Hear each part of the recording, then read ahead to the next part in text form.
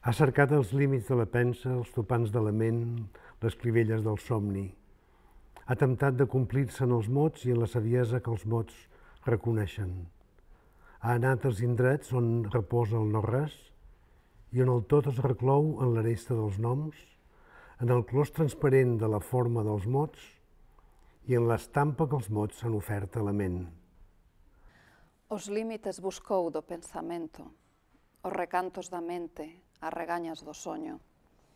Tentou cumprirse nas palabras e na sabenza que elas recoñecen. Foi os lugares onde repousa o nada e onde todo se encerra na aresta dos nomes, no evidente cercado da forma das palabras, na estampa que as palabras ofreceron á mente. Ha anat on els mots s'han perdut en no-res i el no-res s'ha dissolt en la mar de la ment, en les aigües dels mots i en la forma de tot.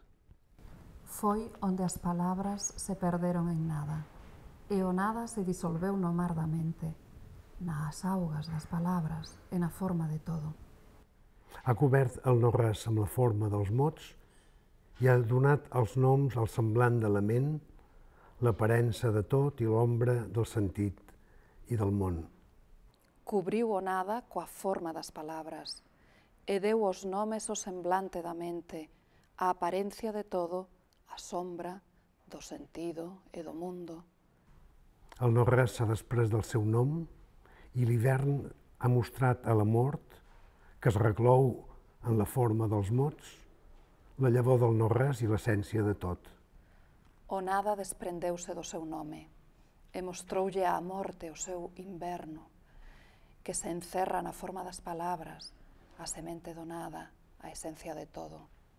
Ha arribat el no-res i amb no-res s'ha confús. S'ha confús amb el tot, amb l'essència de res, amb la força dels mots i amb l'hivern del sentit.